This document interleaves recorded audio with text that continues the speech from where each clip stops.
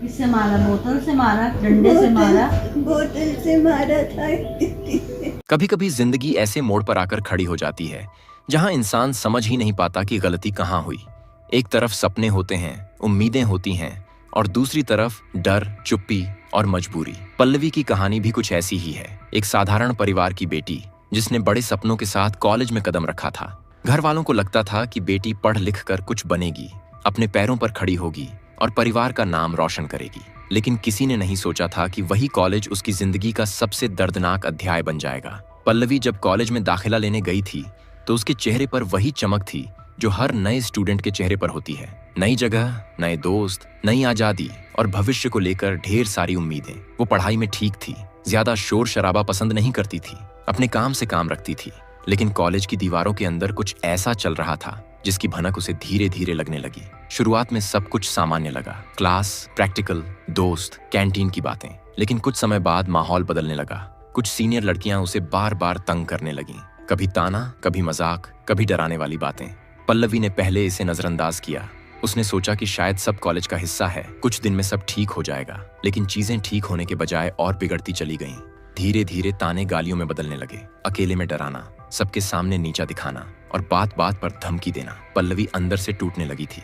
वह किसी से खुलकर कुछ कह नहीं पा रही थी। उसे डर था कि अगर उसने शिकायत की तो हालात और खराब हो जाएंगे। कई बार उसने खुद को समझाया कि बस थोड़े दिन की बात है, सब सह लो, फिर सब ठीक हो जाएगा। लेकिन परेशानी सिर्फ वहीं तक सीमित नहीं रही। कॉलेज के एक प्रोफेसर जिनसे उसे पढ़ाई को लेकर उम्मीद थी, वही उसके लिए एक और डर बन गए। पल्लवी ने बाद में अपने वीडियो में बताया कि वह प्रोफेसर उसे बार बार अजीब नजरों से देखते थे, बहाने से पास बुलाते थे, कभी कंधे पर हाथ, कभी पीठ पर छूना। शुरुआत में पल्लवी को समझ ही नहीं आया कि वह क्या करे। उसे लगा शायद यह उसकी गलतफहमी हो। लेकिन जब यह सब बार बार होने लगा तब उसे एहसास हुआ कि यह सामान्य नहीं है। वह अंदर ही अंदर घुटने लगी। एक तरफ सीनियर लड़कियों का दबाव, दूसरी तरफ एक शिक्षक का ऐसा व्यवहार। वह हर दिन डर के साथ कॉलेज जाने लगी थी। कई बार उसने बहाना बनाकर क्लास छोड़ दी, कई बार अकेले कमरे में बैठकर रोती रही।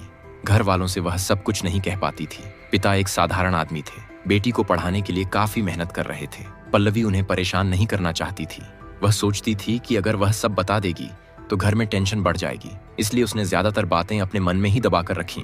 लेकिन मन में दबा दर्द कब तक छुपा रहता है। धीरे धीरे उसका असर पल्लवी की सेहत पर दिखने लगा। उसे नींद नहीं आती थी, खाना कम हो गया था, वह हमेशा खोई खोई सी रहने लगी।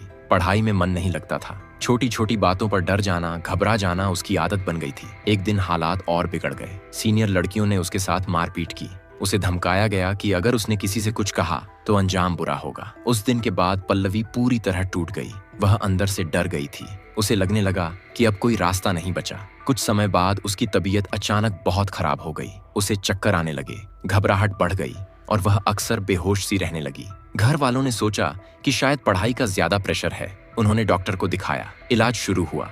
लेकिन उसकी मानसिक हालत दिन ब दिन सौ खराब होती चली गई। पल्लवी कई अस्पतालों में भर्ती रही, कभी शहर बदला, कभी डॉक्टर बदले, लेकिन उसका मन का घाव ठीक नहीं हो रहा था। वह अंदर से लगातार डर में जी रही थी। उसे बार बार वही बातें याद आती थीं, वही चेहरे, वही आवाजें, वही डर। इस दौरान उसने एक बार हिम्मत करके शिकायत करने की कोशिश भी की। सीएम हेल्पलाइन पर एक शिकायत दी गई, लेकिन उस वक्त पूरी बात सामने नहीं आ पाई। शायद डर के कारण, शायद हालत के कारण। पल्लवी तब इतनी कमजोर थी कि सब कुछ साफ साफ बता पाना उसके लिए आसान नहीं था। इलाज चलता रहा। घर वाले उम्मीद करते रहे कि बेटी ठीक हो जाएगी, लेकिन किस्मत को कुछ और ही मंजूर था। दिसंबर के आखिर में इलाज के दौरान पल्लवी ने इस दुनिया को अलविदा कह दिया। जिस बेटी को बड़े सपनों के साथ कॉलेज भेजा गया था, वही बेटी अस्पताल के बिस्तर पर अपनी आखिरी सांस ले गई। पल्लवी के जाने के बाद एक वीडियो सामने आया। यह उसका आखिरी वीडियो था। उस वीडियो में वह अपनी पूरी आपबीती बता रही थी। उसकी आवाज कमजोर थी, लेकिन शब्द बहुत भारी थे। उसने बताया कि उसके साथ क्या क्या हुआ, कैसे उसे तंग किया गया, कैसे वह डरती रही, कैसे उसने चुप रहकर सब सहा। यह वीडियो सामने आते ही लोगों का दिल भर आया।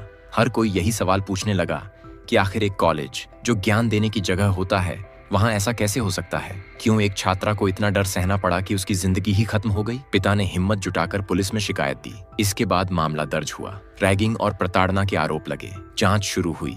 पुलिस ने कहा कि मामले की जांच की जा रही है, सबूत इकट्ठा किए जा रहे हैं और जो भी सच सामने आएगा उसके हिसाब से कार्रवाई होगी।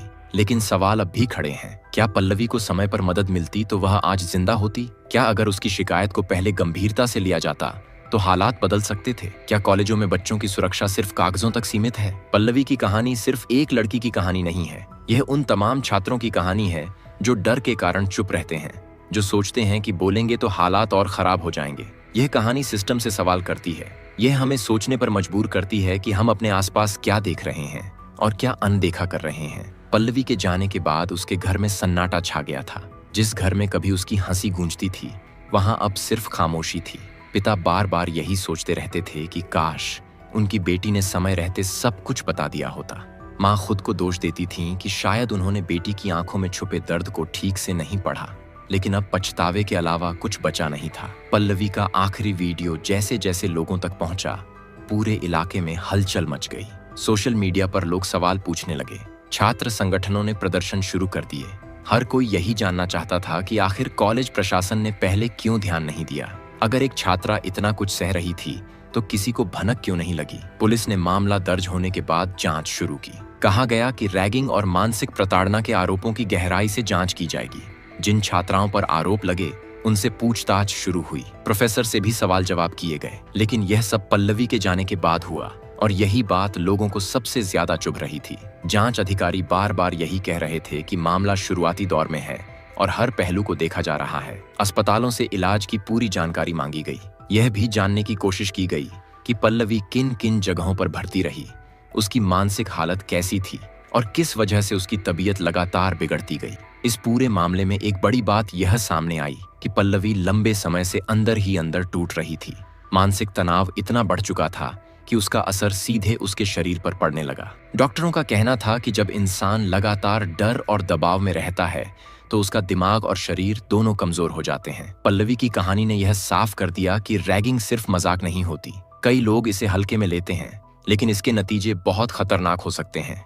किसी के आत्मसम्मान को ठेस पहुंचाना, उसे डर में जीने पर मजबूर करना, धीरे धीरे उसकी पूरी जिंदगी बर्बाद कर सकता है। कॉलेज प्रशासन पर भी सवाल उठे। कहा गया कि अगर समय रहते शिकायतों को गंभीरता से लिया जाता तो शायद हालात इतने नहीं बिगड़ते। कई छात्रों ने यह भी बताया कि कॉलेज में पहले भी इस तरह की बातें होती रही हैं, लेकिन ज्यादातर मामलों में छात्र डर के कारण सामने नहीं आते। इस घटना के बाद कई छात्राओं ने खुलकर बोलना शुरू किया। कुछ ने कहा कि वे भी कभी न कभी ऐसे हालात से गुजरी हैं। कुछ ने बताया कि कैसे उन्हें चुप रहने की सलाह दी गई थी ताकि कॉलेज की छवि खराब ना हो। यह सब सुनकर लोगों का गुस्सा और बढ़ गया। पल्लवी के पिता ने साफ कहा कि उन्हें किसी से बदला नहीं चाहिए, बस न्याय चाहिए। उनका कहना था कि जो भी दोषी है उसे सजा मिलनी चाहिए ताकि आगे किसी और बेटी के साथ ऐसा ना हो। उन्होंने यह भी कहा कि अगर उनकी बेटी की कहानी से एक भी छात्रा को हिम्मत मिलती है तो पल्लवी की मौत बेकार नहीं जाएगी। समाज के लिए भी यह एक बड़ा सबक है। अक्सर हम बच्चों को यह सिखाते हैं कि पढ़ाई करो, आगे बढ़ो, लेकिन यह नहीं बताते कि अगर कहीं गलत हो रहा है तो आवाज उठाना भी जरूरी है। डर के कारण चुप रहना कई बार सबसे बड़ा नुकसान बन जाता है। माता पिता की भूमिका भी बहुत अहम है। बच्चों के व्यवहार में छोटे छोटे बदलावों को नजरअंदाज नहीं करना चाहिए। अगर बच्चा चुप रहने लगे, डरने लगे या अकेला रहने लगे तो उससे बात करना जरूरी है। कई बार एक सही समय पर की गई बातचीत किसी बड़ी घटना को रोक सकती है। कॉलेज और स्कूलों में भी सिर्फ नियम बनाना काफी नहीं है, उन नियमों को सही तरीके से लागू करना और बच्चों को सुरक्षित माहौल देना उतना ही जरूरी है। शिक्षक सिर्फ पढ़ाने वाले नहीं होते, बल्कि बच्चों के लिए मार्गदर्शक भी होते हैं। अगर वही डर का कारण बन जाए तो सिस्टम पर सवाल उठना लाजमी है। पल्लवी की कहानी आज भी लोगों के जहन में है। उसका वीडियो हर किसी को झकझोर देता है। उसकी आवाज भले कमजोर थी, लेकिन उसकी बातों में सच्चाई थी।